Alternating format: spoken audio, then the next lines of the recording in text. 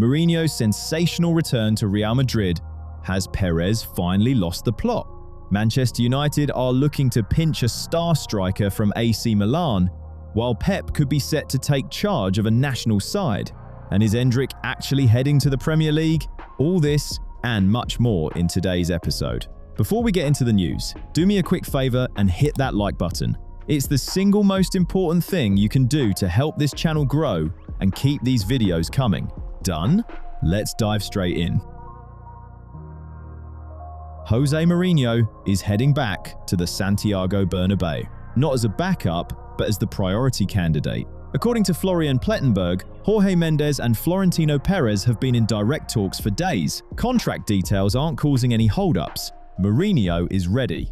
Alvaro Arbeloa, who took over in January, will likely guide the side to second place, the same as his predecessor. 2 seasons without a major trophy is a verdict on the current project. Perez sees Mourinho as the man to build an iron wall around the dressing room. Tactical discipline and managing oversized egos matter more to Real right now than fashionable innovations. A Mourinho return fits Madrid's tradition. Zidane and Ancelotti both came back. When things wobble, Real reaches for those who know the club's DNA. Perez is disillusioned with the squad's lack of discipline. He wants Mourinho's iron fist to restore order. Mourinho is under contract at Benfica until 2027, but he has a release clause of around 3 million euros. In this context, that's pocket change. What's fascinating is that Kylian Mbappe reportedly leans toward Mourinho, preferring an authoritarian style over Klopp's approach. Klopp, meanwhile, is settled in his Red Bull role. Real Madrid is prepared to bring back a manager from the past to manage the chaos of the present.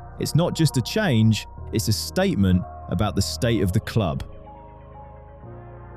When a South American talent moves to Madrid, it's sold as a dream. In reality, it often means the bench. Endrick faced exactly that before being loaned to Lyon. In France, he's reminded everyone why Florentino Perez wrote those massive checks. The 19-year-old has 7 goals and 7 assists in 18 appearances. Those are top draw numbers, and Premier League scouts are circling. Mundo Deportivo reports that Arsenal has added Endrick to their priority list. The Gunners need a striker urgently. Gyökeres is struggling with the league's pace. Gabriel Jesus is unreliable, and Havertz's medical file is growing faster than his goal tally. Endrick fits Arsenal's needs perfectly, offering tactical flexibility across the front line. Manchester United are also ready to compete financially, but every suitor hits the same wall: Real Madrid. Perez has no intention of a permanent sale. He used Lyon as a free development program, and now he's watching Endrick's value skyrocket. Arsenal can prepare their presentation, but prying a star from Real Madrid will cost the kind of money that makes even the Emirates hierarchy wince. The Azzurri have missed another World Cup, and it's no longer misfortune, it's a pattern. Following the defeat to Bosnia, the federation's patience snapped. Gennaro Gattuso is gone, President Gabriele Gravina has resigned, and Gianluigi Buffon has stepped down from his role. In the search for a savior, the usual suspects like Conte and Allegri are being mentioned. But Leonardo Bonucci has thrown a wild card into the mix: Pep Guardiola. The longer you consider it, the less ridiculous it sounds. Bonucci, who was inside the system until recently, is urging the federation to dream big. Guardiola is contracted to Manchester City until 2027, and this summer marks a decade at the club. He has rebuilt the squad into a finished product. This is a rare moment where a manager could walk away at the absolute top. Pep has often said he wants to lead a national side. The question is whether Italy is the right project.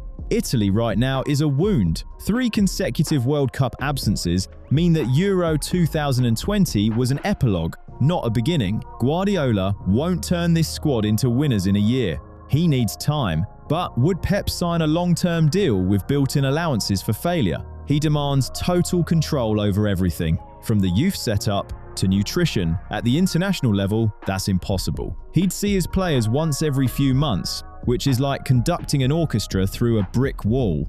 Italy needs someone for the unglamorous, grinding work. They have talent, and Pep knows how to develop it, but can his nervous system handle 3 years of waiting and the inevitable headlines if he fails where Conte succeeded? Italy can make the approach, but the clock is ticking louder every week. Jorge Mendes doesn't do patience, and he's just proved it again. He has gone straight to PSG's hierarchy, personally asking them to open the door for Real Madrid's approach for VITINHA.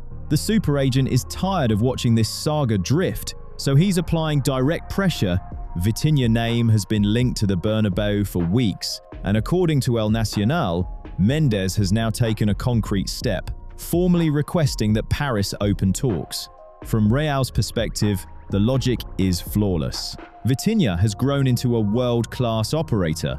His ability to dictate tempo is exactly what Madrid needs to add control to their central zone. PSG, unsurprisingly, are resisting. For them, VITINHA is a cornerstone of their long-term project. Selling him to Madrid would weaken them in their most sensitive area, so any conversation will hit a firm wall.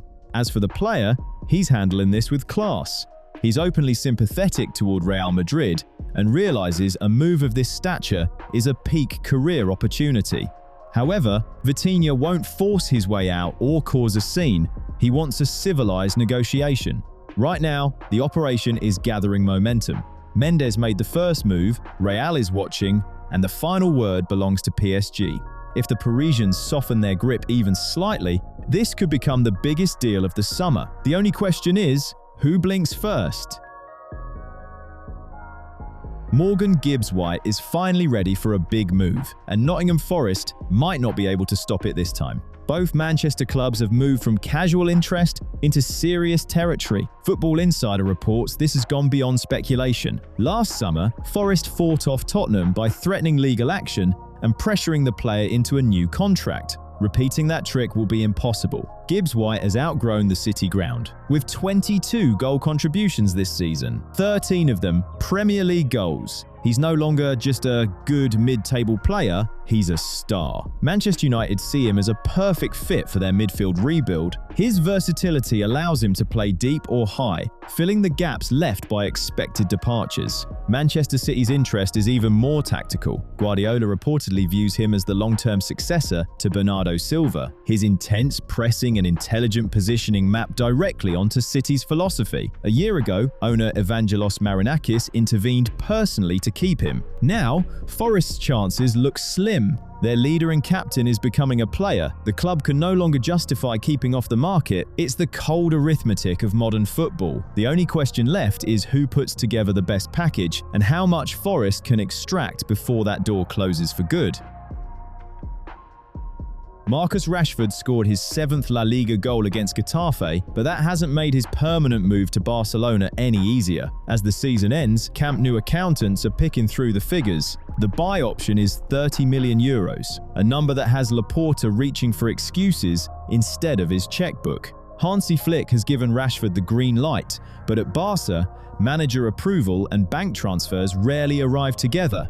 Manchester United consider €30 million a bargain. Barcelona, however, is proposing a second loan with no purchase obligation. United's response? The player comes back to Old Trafford. A return makes no sense for anyone. Rashford is desperate to stay and has even agreed to a wage reduction.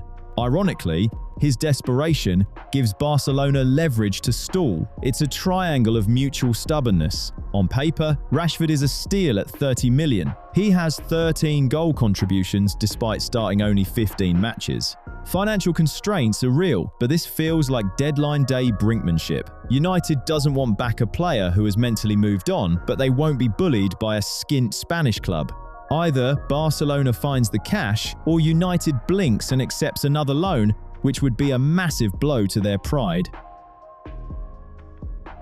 Manchester United are putting out feelers for Rafael Leao. Calciomercato reports the route is being mapped. Milan to Manchester. The Red Devils have decided they must have a player capable of covering any position across the attack, and Leao is the chosen one. The Leao saga has run for an eternity, but it's still shorter than the time some of you have spent deciding to hit that subscribe button. Stop acting like a difficult agent. Subscribe and turn on notifications now. I won't let you down like United on a Saturday afternoon. The price tag is 50 million euros. In a world of 100 million euro midfielders, that sounds low. But Milan is being pragmatic.